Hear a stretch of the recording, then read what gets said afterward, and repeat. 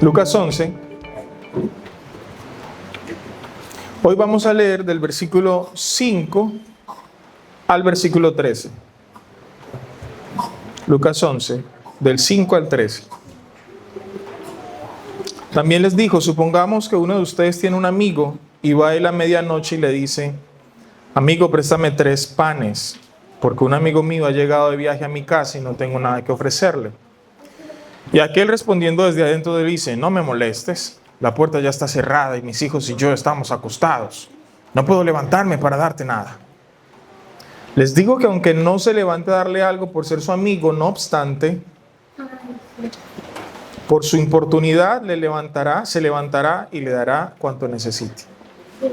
Así que yo les digo, pidan y se les dará, busquen y hallarán, llamen y se les abrirá. Porque todo el que pide recibe y el que busca halla y al que llama se le abrirá. O supongan que a uno de ustedes que es padre, su hijo le pide pan. ¿Acaso le dará una piedra? O si le pide un pescado, ¿acaso le dará una serpiente en lugar de pescado?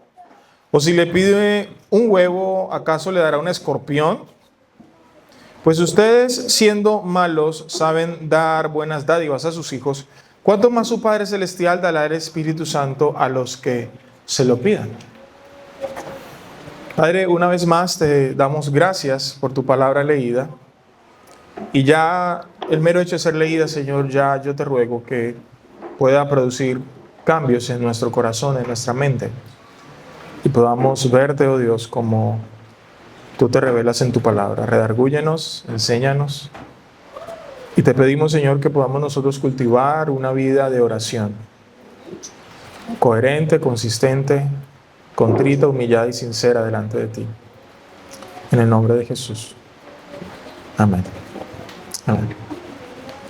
Ok, hermanos, en los 2 anteriores sermones hemos visto la importancia y la necesidad de la oración, ¿cierto? Jesús ha orado y los discípulos le están pidiendo al Señor Jesús que les enseñe a orar. Y eso lo vimos nosotros la semana pasada. Cuando oren digan, Padre, santificado sea tu nombre, venga tu reino, danos hoy el pan nuestro de cada día. Perdónanos nuestros pecados, porque también nosotros perdonamos a todos los que nos deben y no nos metas en tentación. Decíamos, hermanos, que esta oración es una oración modelo, no es una oración para ser repetida como si fuese una especie de mantra, amuleto o palabras mágicas. Y a través de ella estamos pidiendo que el Señor, en primer lugar, santifique su nombre. Y eso lo hace, ¿qué? Trayendo salvación. Ezequiel 36, 37. Pedimos que venga el reino de los cielos, y el reino de los cielos viene a nuestras vidas en la medida en que las personas conocen el Evangelio. Le pedimos al Señor que nos dé provisión económica, provisión de salud. Le pedimos diversos tipos de peticiones. También le pedimos que nos perdone porque nosotros hemos experimentado el amor del Señor.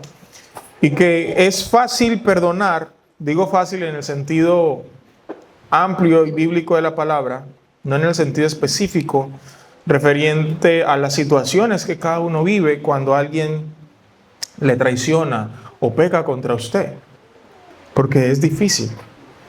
Pero lo que entendemos aquí es que el perdón del Señor hacia nosotros es tan grande que cuando lo experimentamos, podemos comprometernos fácilmente con perdonar al otro a pesar del dolor. Yo he utilizado en múltiples ocasiones una ilustración médica para explicar cómo funciona el perdón. Usted tuvo un accidente y se fracturó un pie, lo meten a cirugía. La cirugía sería como el acto de perdonar. Usted perdona, hace la cirugía y arregla el problema. Pero el dolor producto de la fractura, incluso el dolor producto de la misma cirugía, no es algo que se va en la cirugía. Usted tiene que pasar un largo periodo de recuperación, de terapias, ¿verdad? Para poder sanar y volver a utilizar la mano, el pie o lo que sea de la manera como comúnmente lo hacía. Pero incluso en algunos casos habrán pacientes que por más terapia que hagan, quedan con algún tipo de secuela. Eso no significa que no esté sano. Eso no significa que no haya sido operado. Eso lo único que significa es que esas son algunas de las consecuencias irremediables de haber sido herido. Lo mismo pasa con el perdón. Nosotros experimentamos el perdón del Señor y aunque nosotros perdonamos a otros por las heridas que nos han hecho, el acto de perdonar sería como esa cirugía, pero el dolor que trae todo el daño que usted experimentó probablemente tomará mucho más tiempo que usted pueda sanar y recuperar. En algunos casos, a pesar del tiempo y a pesar de que usted ha sanado, probablemente si la herida fue una infidelidad, si fue una traición, si fue una deuda económica, lo que sea, probablemente eso lo va a marcar a tal punto que usted en adelante va a tomar medidas para poder evitarlo. Eso no significa que usted esté herido o no haya perdonado. Eso lo único que significa es que usted pasó por una experiencia muy difícil y que no quisiera volver a pasarla y que está tomando las medidas para evitar que vuelva a pasar. El perdón de Dios nos anima a perdonar. El perdón de Dios, en un sentido, nos obliga a perdonar. Pero finalmente también decíamos, le pedimos al Señor que no nos meta en tentación, no porque el Señor tiente a alguien, como dice Santiago capítulo 2, verso 13, sino porque nosotros enfrentamos diversas circunstancias en la vida, situaciones en las que nuestro propio corazón puede ser tentado a pecar. Entonces pedimos al Señor que en medio de todas esas circunstancias que rodean nuestra vida diaria, no permita en su misericordia que nosotros cedamos a la tentación, cedamos al pecado. Pero también este pasaje nos invita a premeditar, a prever, ¿verdad? Esas circunstancias en las que yo probablemente puedo ser vulnerable. Le pido al Señor que no me meta en tentación, pero también soy diligente en evitar situaciones, personas, lugares que sean para mí un problema que me invite o me incite a pecar. En el texto que nos corresponde hoy, pensamos en con qué actitud nos acercamos a Dios. ¿Con qué actitud nos acercamos a Dios? Y esta es la idea que quiero que se le quede en la cabeza. Para orar al Padre no hay horarios. Pidan, busquen y llamen, porque Dios, nuestro buen Padre, nos dará su mejor don, su Espíritu Santo. Y con Él nada nos va a faltar. Absolutamente nada. Así es que en primer lugar, para orar al Padre, hermanos, no hay horarios. Versículos 5 al 8. Entonces el Señor utiliza una parábola y dice, supongamos que ustedes tienen un amigo. En aquella época, amados hermanos, no existe energía, no hay la Pasteur 24 horas, no existe el supermercado 24 horas. Hermanos, tampoco existen las panaderías de 24 horas. Nada de eso existe en esta época.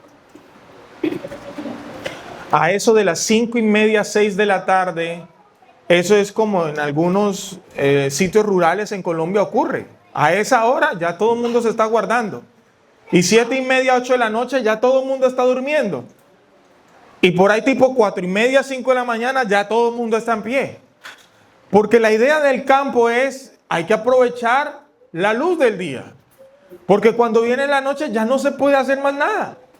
No se puede hacer más nada. Esta idea rodea el contexto social histórico de esta parábola. Pero lo segundo que está detrás de esta parábola es la hospitalidad. Para los judíos la hospitalidad no era algo voluntario, no era algo a discreción, no. Si usted estaba en su casa y llegaban más o menos las 6 de la tarde y usted veía a un viajero, usted estaba en la obligación de recibir a ese viajero en su casa.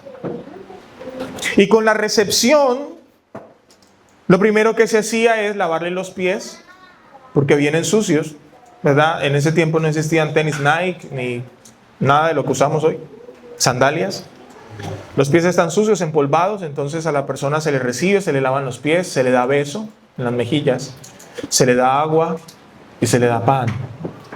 La hospitalidad no solamente era que pasara la noche allí, como nosotros decimos, a darle posada, sino que también implicaba darle un plato de comida al viajero o a los viajeros.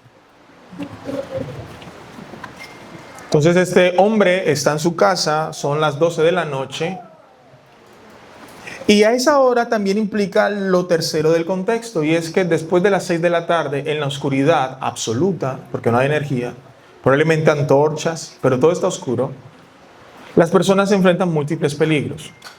Atracos, robos, violaciones, etc. Eso pasaba hace 2000 años, pasaba hace 4000 años, sigue pasando hoy. Entonces era un tema de seguridad física, de seguridad alimentaria, de protección de las inclemencias del clima, entre otras cosas. Entonces este hombre está a las 12 de la noche en su casa y un amigo llega y él recibe al amigo gozoso, pero por dentro él está maquinando. No tengo nada. No tengo nada. Para él es importante la hospitalidad, no tiene nada que ponerle en la mesa. Y hay un razonamiento natural. Aquí, ¿yo qué hago? Entonces al vecino se le ocurre, a este joven, a esta persona se le ocurre ir donde el vecino. Quizás al frente, quizás a 1 cuadra, a 2 cuadras. El punto es que él va donde el vecino, 12 de la noche, y empieza a tocar la puerta. Su vecino, bueno, si usted es como yo, quizá me encuentra a esa hora despierto, pero en la mayoría de los casos, a esa hora, usted está dormido. Las casas de los judíos no son como las nuestras, que uno entra a la casa y probablemente se encuentra con la sala o la sala-cocina, y luego a un lado o al fondo están las habitaciones. Las casas de los judíos normalmente eran más bien un salón grande, y sobre ese salón grande a veces habían algunas esteras y dormían ahí, o en ese salón grande las habitaciones o los lechos quedaban casi al frente. Pero las casas de los judíos eran normalmente un cajón así, de manera que tocar la puerta de la casa era tocar la puerta de la habitación. De ahí que cuando toca, Jesús dice, y esta persona razona, no me moleste, la puerta está cerrada, mis hijos y yo ya estamos dormidos. Es decir, si tú sigues tocando, me los vas a despertar. Con otro detalle, amados hermanos, usted abre esa puerta y eso es un silencio. En ese tiempo no existían este tipo de cerraduras, que gato, que uno entra en silencio. No, eran puertas rústicas, pesadas. Probablemente las bisagras son metálicas, grandes. Entonces, una apertura de puerta implicaba un ruido estrepitoso. Todo el mundo se va a dar cuenta. Entonces, esta persona está dormida, pensando, dice, ¿será que esta persona está pensando? Y creo que es razonable el pensamiento. Está molestando. No me moleste. Estoy dormido. Tú sabes la lucha que me dio dormir a tu pelado. Imagínense que los niños tengan 2 años. No, 6 meses. 3 meses. Usted está lidiando para poder dormir. Por fin no duerme.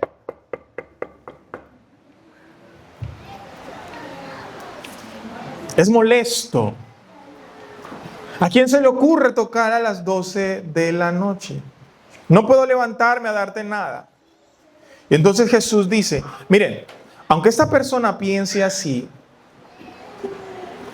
el hecho de que él siga insistiendo, él es su amigo, pero si él sigue insistiendo, no se va a levantar a darle pan porque sea su amigo, dice el texto, sino por su importunidad.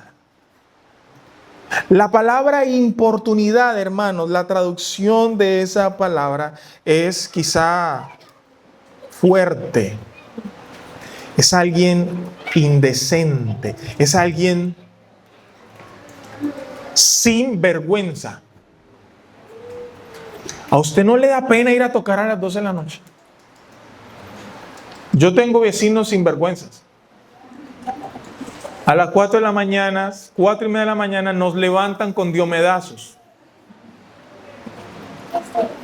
No con carranga, con diomedazos. Nos levantan a nosotros. Y uno para sus adentros a las 4 y media de la mañana, uno es como... No ¿Será que estos vecinos no piensan que los demás estamos dormidos? Entonces dice el Señor que esta persona, a pesar de eso, se levanta. Se levanta. Y yo no sé con qué cara usted se levantaría a darle los 3 panes a ese hombre. Imagínese la escena.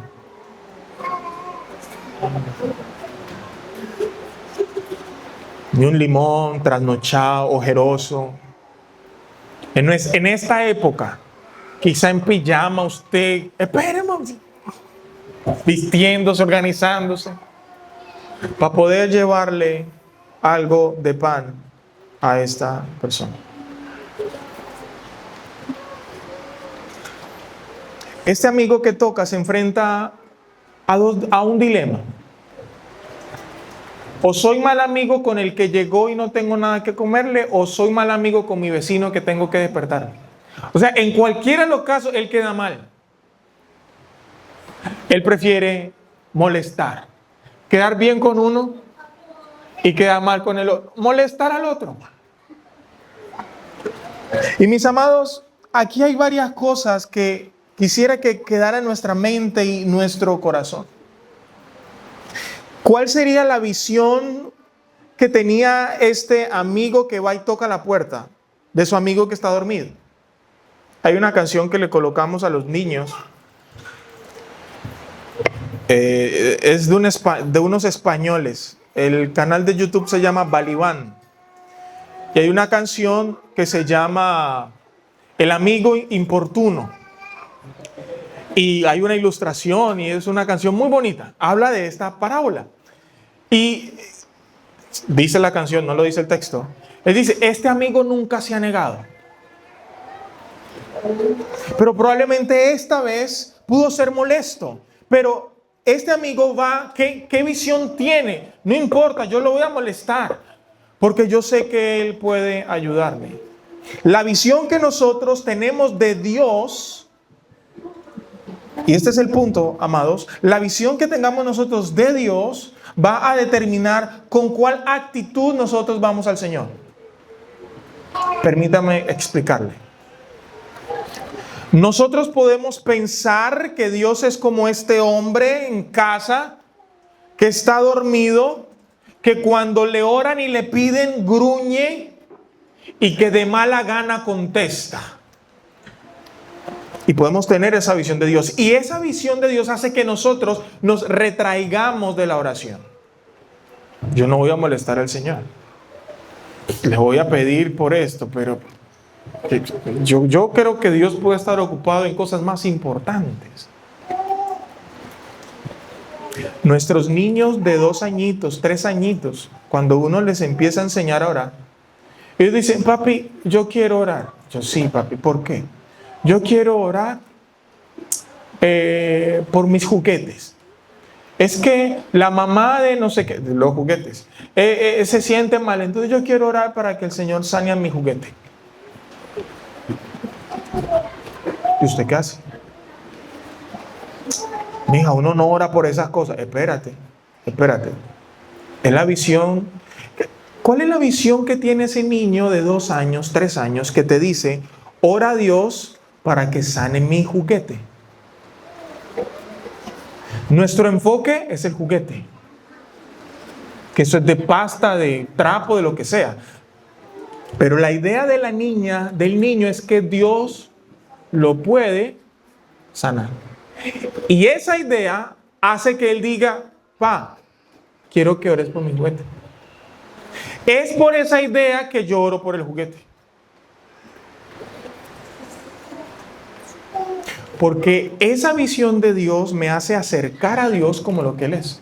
Pero cuando yo no tengo esa visión, cuando yo creo que Dios no me escucha, que Él está ocupado, que yo no soy digno, todas esas cosas, eso hace que la vergüenza, la culpa y el miedo provoque en nosotros lo mismo que provocó en Adán y Eva. Yo mejor me escondo, yo mejor huyo, yo mejor me voy lejos, porque Dios no me va a escuchar a mí. Dios no quiere nada conmigo.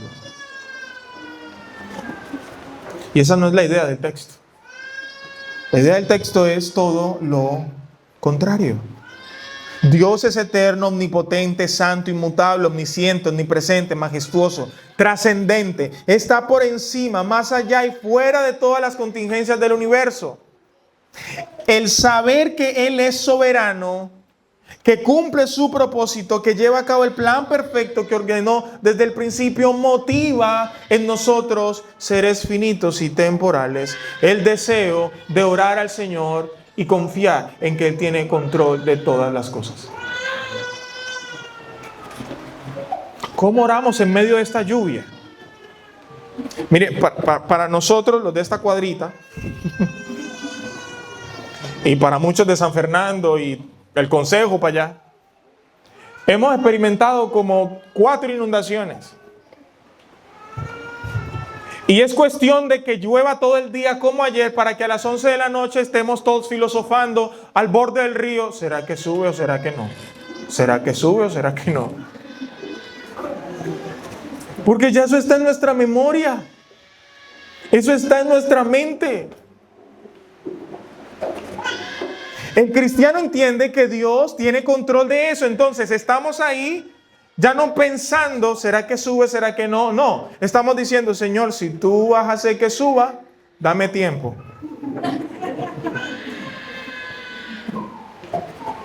¿Para qué? Pues yo subí mi nevera y mi televisor y mis cosas arriba y salvar algunas cosas. Pero no estoy angustiado, no estoy temeroso. Cuando enfrentamos y vemos nuestra pecaminosidad, tenemos también las mismas 2 opciones. O yo estoy concentrado en mí mismo, viendo mi suciedad y mi pecado, y cuán malo soy, y cuán vergüenza doy delante del Señor para irme y alejarme, porque el Señor no acepta gente así. O puedo ver la verdad que está en la palabra, que dice que podemos ir al Señor todos los que estamos cargados y trabajados, porque Él nos hace descansar. Esa visión de descanso, de libertad, de vida, de bondad en Dios me impulsa, a pesar de mi vergüenza, ir al Señor. Y entonces, ¿qué dice el versículo 9? Así que, esta es la idea, hermanos. Pidan, busquen, llamen. Dios es bueno, Dios está allí, Dios no tiene horario, Dios no está dormido. Para Dios no es molesto tu oración. Él no está en su cama con sus hijos diciendo allá en el cielo, no me molesten con sus peticiones terrenales. No. Es más, Él nos alienta a orar. Vengan, pidan, llamen, busquen. Y ese es nuestro segundo punto. Versículos 9 y 10. 3 verbos denotan acciones que el Hijo de Dios debe hacer en tanto entiende y comprende y descansa que Dios, su Padre, cuida de él. Dios atiende tu llamado, Dios escucha tu oración. Para Él no hay nada importuno, ni tarde, ni insolente, ni desvergonzado, ni sinvergüenza. Lo primero, la primera palabra, la primera acción es pida. Pedir en el griego significa pedir. Haga sus peticiones, vaya a Dios. ¿Cómo pedimos? Santiago 4, verso 2 al 4. Ustedes codician y no tienen, por eso cometen homicidios, son envidiosos, no pueden obtener, por eso combaten y hacen guerra, no tienen porque no piden. Piden y no reciben porque piden con malos propósitos para gastarlo en sus placeres. Entonces, ¿cómo pedimos? ¿Para nuestros placeres? ¿Para nuestros propósitos? ¿O almas adúlteras? ¿No saben ustedes que la amistad del mundo es enemistad hacia Dios? Por tanto, el que quiere ser amigo del mundo se constituye enemigo de Dios. Hermanos, no pedimos cosas para ser amigos del mundo. No pedimos cosas para irnos al mundo. No pedimos cosas para parecernos al mundo, para desear ser como el mundo.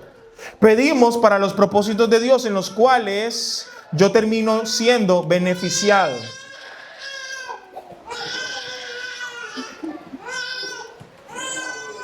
Está pidiendo. Pedimos para los propósitos de Dios. Y en esos propósitos yo termino siendo beneficiado. En la parábola, el amigo pide algo, pan. Hay una petición explícita, específica, necesito pan.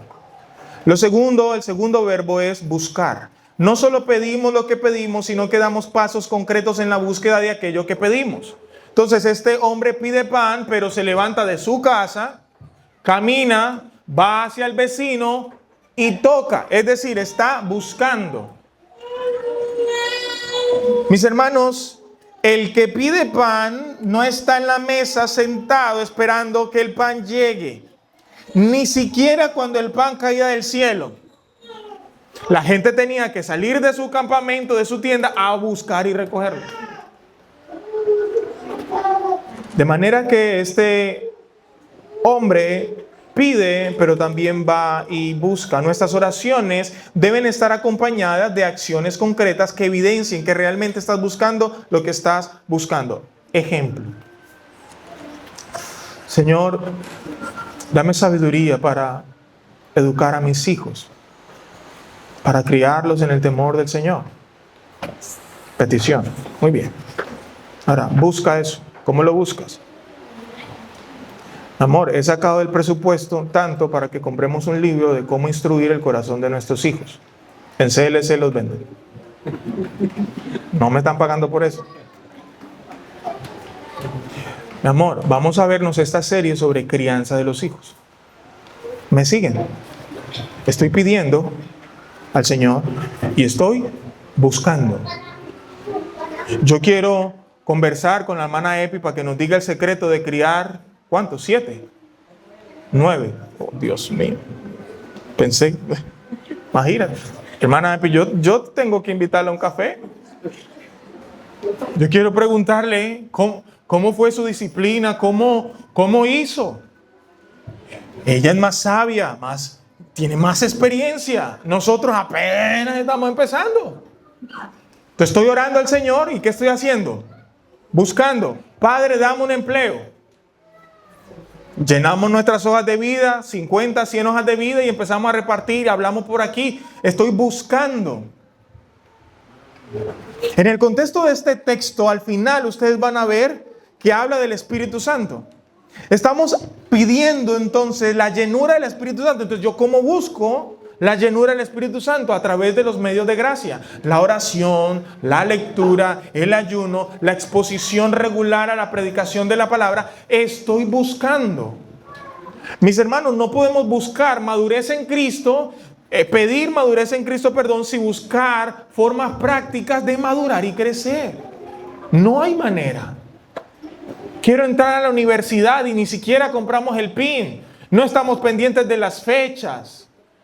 Queremos, Señor, danos buena salud, pero nuestros hábitos alimenticios son terribles.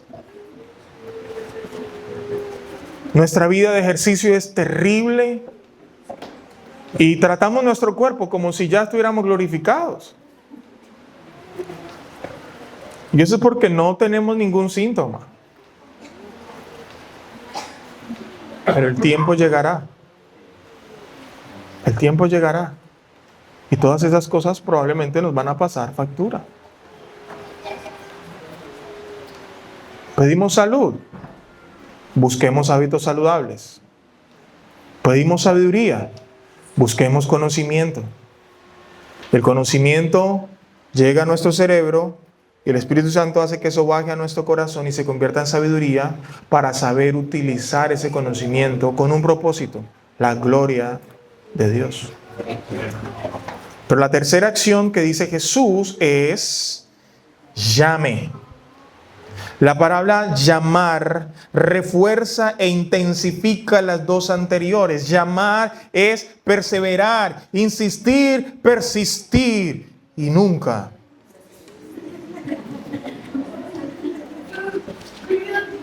Entonces, este hombre está tocando. Oye, mira, no tengo no tengo comida, por favor, regálame unos panes. Oye, y sigue llamando, como la alarma, que no para. Ella insiste, te levantas o te levantas, te levantas o te levantas, hasta que ¿sabe qué hacemos nosotros? Ponemos la alarma en la cocina. Después de que usted se levante y se meta a la cocina a apagar, las probabilidades de que usted vuelva a la cama son... Y el celular es perseverante. Y si para los 10 minutos, a los otros 10 minutos, vuelve otra vez. Llamar implica insistencia, insistencia, insistencia. Permítame ilustrarle. El jueves de esta semana fue bien difícil para nosotros en casa. Lian empezó a estudiar y por ignorancia estábamos metiéndolo en unas clases que no eran. Esas clases eran voluntarias, pero nosotros pensábamos que eran obligatorias. Bueno, el punto es que se nos hizo el jueves específicamente un caos. Y desde la mañana hasta la tarde, mi corazón en esa búsqueda de control, de que todo salga bien, estalló en unas manifestaciones pecaminosas de ira y de enojo. Y quienes llevaron las consecuencias fueron los niños. Siéntese, pero ¿por qué no hace? Vaya, venga. Yo me convertí en un absoluto y completo caos. El ambiente de la casa se puso tenso, difícil. ¿Y saben en parte por qué? Porque ese día mis hijos no entendían la etimología, el significado de lo que significa la palabra espere. Ya va. Ellos ese día no lo entendieron. Eso no estaba en su diccionario mental. Entonces, papá estaba tratando de hacer algo en el computador. Y mi hija menor, papi, quiero jugo. Ya voy, mamá. 3 segundos después, papi, ya. Amor, dame un momento. Ok. 10 segundos después, papi, ya. Amor, dame. Ok. Se monta en las piernas, coge la camisa, me coge la cara, me mira, papi, mírame, ya.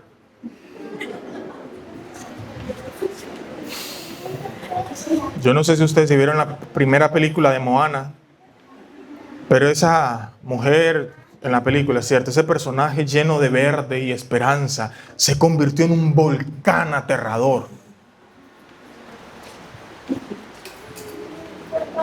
Mi esposa estaba desbordada también en muchos sentidos. Y ese día también vi lágrimas correr por sus mejillas. No porque la haya insultado o algo así, sino por la frustración, la impotencia de llegar a momentos en ese día donde sentíamos que no había nada que hacer. ¿Qué más hacer? Los que no tienen hijos, no se me asusten. Eso solo pasó ese jueves. Sí, ve, por eso es que yo no tengo hijos, porque no, ese no es el principio aquí. El punto es que mis hijos insisten, no paran. No paran. Para ellos ya va, no existe. Esa palabra no está en su vocabulario. Insisten y persisten, y en ese momentico yo me vi como el vecino acostado. Yo no me paré porque eran mis hijos, sino por su importunidad, por su insistencia, para sacarlos del paso. Miren todas las cantidades de pecados involucrados en mi corazón. Mis hermanos, con Dios, gracias a Dios, no pasa así. Él no tiene que hacer nada en ningún computador. Él no tiene trabajos por entregar. Él no tiene correos por contestar.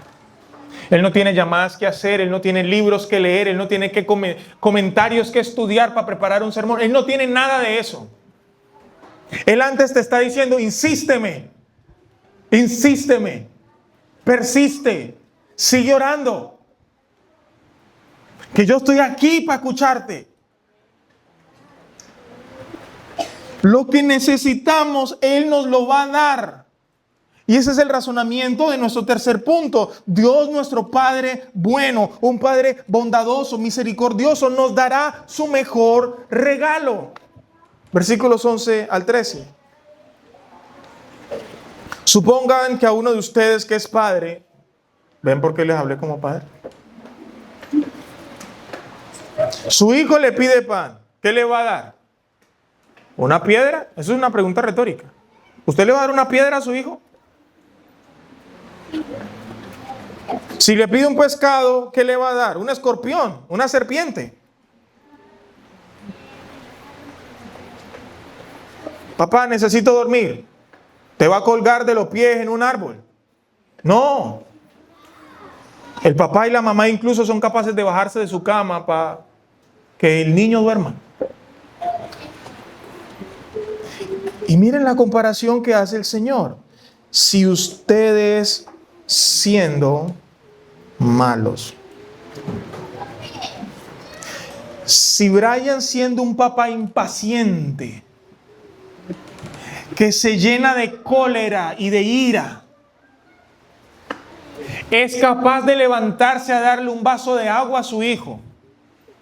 Si nosotros con todas nuestras rabietas, inconsistencias como padres, si con todas nuestras luchas internas, con nuestros temores, ansiedades, con nuestras debilidades, con una historia personal rota a base de traiciones y dolores y traumas de la infancia y la adolescencia, si aún con eso nos esforzamos en darles lo mejor,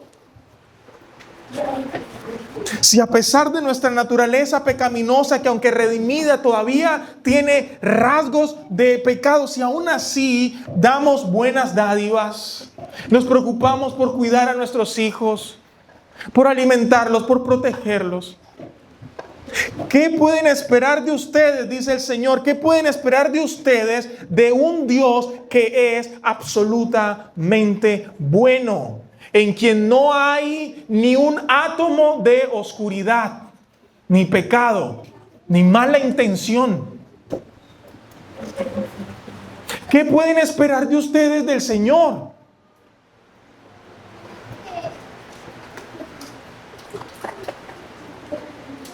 Es una pregunta retórica que hace el Señor. ¿Ustedes sí están pensando? Les dice el Señor. Si ustedes siendo malos saben dar buenas dádivas a sus hijos, ¿cuánto más? Esa palabra, hermanos, ¿cuánto más? Es algo que nosotros no podemos dimensionar. No hay manera de medirlo. Porque la comparación somos nosotros. Y la Biblia nos describe a nosotros en múltiples formas, como sombra, polvo, hierba del campo. Y estamos comparando la bondad de un hombre, a pesar de su pecado, con la bondad de Dios, que es sin pecado. No hay manera de establecer un punto de comparación. Dios es infinitamente superior. Y Él está interesado en que tú recibas buenas dádivas. ¿Y cuál es la dádiva? ¿Cuánto más su Padre Celestial dará el Espíritu Santo a los que lo pidan? Dios no te va a dar piedras, ni escorpiones, ni serpientes. Tu Padre te ama. ¿Y qué es lo mejor que Él te podría dar? Bueno, piensa en qué es lo mejor que tú le das a tus hijos. ¿Qué es lo mejor que tú le puedes dar a tus hijos? ¿Estudio? ¿Una herencia? ¿Salud, amor, afecto? Pastor, no, mi mejor regalo para mis hijos es el tiempo de calidad. Ok, todas esas cosas son geniales y son valiosas, importantes. Pero ninguna de esas se compara con lo que el Señor nos da. Experiencias inolvidables, viajes, tiempos juntos. Mis hermanos, eso es bello. Que nuestros hijos crezcan y se desarrollen con memorias al lado de su papá y su mamá. Es algo glorioso. Algunos pudieran decir, bueno, el mejor regalo que yo le puedo dar a mis hijos es a Cristo. Y podrías pensar en el Evangelio, y efectivamente es lo mejor. Pero tenemos que recordar, hermanos, que el Evangelio, a pesar de ser el mejor regalo que tú le puedes compartir, el hecho de que tu hijo lo reciba es una obra del Señor. El Espíritu Santo es el que hace posible que el Evangelio se haga una realidad, tanto en nuestras vidas como en la vida de nuestros hijos. Por eso el Espíritu Santo es la fuente de toda buena dádiva para nosotros. Por eso pedimos el Espíritu Santo. John MacArthur dice lo siguiente, abro comillas: el Espíritu Santo es la causa de todo lo verdaderamente bueno en la vida de los cristianos. Convence a los pecadores incrédulos, permitiéndoles que sean conscientes de su pecado y que se arrepientan. Ellos entran al reino de salvación de Dios naciendo del Espíritu, Juan capítulo 3, cuando hablábamos acerca de Nicodemo. El Espíritu Santo es el que produce la regeneración. El Espíritu Santo es aquel que produce que confesemos a Jesús como Señor. 1 Corintios 12, 3. Es a través del Espíritu Santo que reciben el conocimiento de Dios. Un conocimiento que los que no son regenerados no comprenden, incluso rechazan. Es el Espíritu Santo el que libera a los creyentes de la ley del pecado y de la muerte. Es el Espíritu Santo el que los sella para la vida eterna. Es el Espíritu Santo el que los bautiza colocándolos en la iglesia y los inserta en el cuerpo de Cristo. Es el Espíritu Santo el que convierte al creyente en morada para sí, siendo su templo. Es el Espíritu Santo que a través de la llenura controla y gobierna la vida del creyente, para que a través de su poder viva una vida de fidelidad. Es el Espíritu Santo el que fortalece a los creyentes para evangelizar. El Espíritu Santo intercede por ellos, los santifica y los hace cada vez más semejantes a Cristo. Es el Espíritu Santo el que derrama el amor de Dios en nuestros corazones. Y es el Espíritu Santo el que nos da esperanza futura. Cierro comillas. ¿Qué otra cosa es digna de ser pedida y buscada con insistencia, hasta incluso parecer importunos y sinvergüenzas? ¿No es esto una razón suficiente para nosotros seguir y seguir y seguir, insistir y persistir y nunca desistir? Mis hermanos, yo no sé si muchas peticiones materiales, salud, dinero, empleo, Dios las conteste. Dios tiene un propósito específico con usted en cada una de esas peticiones. Pero si de algo estoy seguro, es que hay una petición que todos los días, si tú se la pides, ese mismo día Dios te la contesta. Si tú le pides de su Espíritu. Si deseamos madurar, crecer, avanzar en fe, en confianza, en obediencia, en integridad y fidelidad a Dios, necesitamos al Espíritu Santo. Necesitamos al Espíritu Santo para ser más pacientes con nuestros hijos, para ser fieles en nuestro trabajo. Necesitamos al Espíritu Santo para ser leales a nuestro cónyuge. Necesitamos al Espíritu Santo para mantenernos humildes en los triunfos y en los éxitos. Necesitamos al Espíritu Santo para estar contentos con lo que tenemos, con lo que Dios nos ha dado, con lo que Dios nos ha provisto. Necesitamos al Espíritu Santo para prevenir que nuestro corazón se llene de amargura, de odio, de avaricia, de envidia y de codicia. Necesitamos el Espíritu Santo para elegir bien en las próximas elecciones. No hay amén. Amén.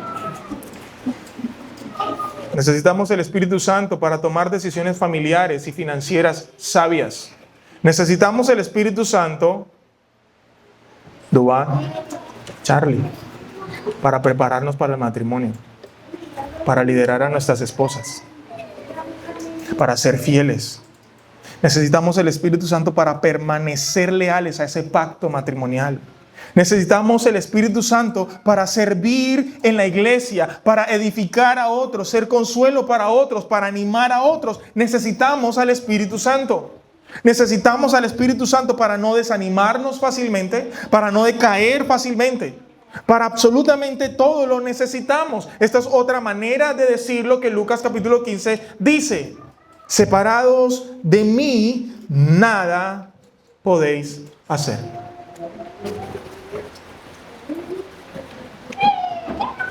Así que yo les pido por favor que vayan al versículo 9 de Lucas 11. Yo creo que esta es una muy buena conclusión. Si el Espíritu Santo es necesario para todas estas cosas, es indispensable, ¿qué tenemos que hacer? Versículo 9. Así que yo les digo, pidan el Espíritu Santo, ¿y qué van a recibir? El Espíritu Santo. Se les va a dar el Espíritu Santo. Busquen y lo hallarán. Llamen y se les abrirá. Esta oración, versículo 10, todo el que pide recibe. Tú lo vas a recibir. Todo el que busca halla y el que llama se le abrirá. Hermanos, este versículo no es un mantra como lo utilizan los de la prosperidad para que usted lo manipule y empiece a decir ¿cuánto éxito debo perseguir? No. Es la promesa del Señor a través de Cristo para que nosotros nos acerquemos a Dios con una actitud de confianza, seguridad de que Él nos escucha. Él es nuestro buen Padre. Oremos. Señor, gracias por tus palabras.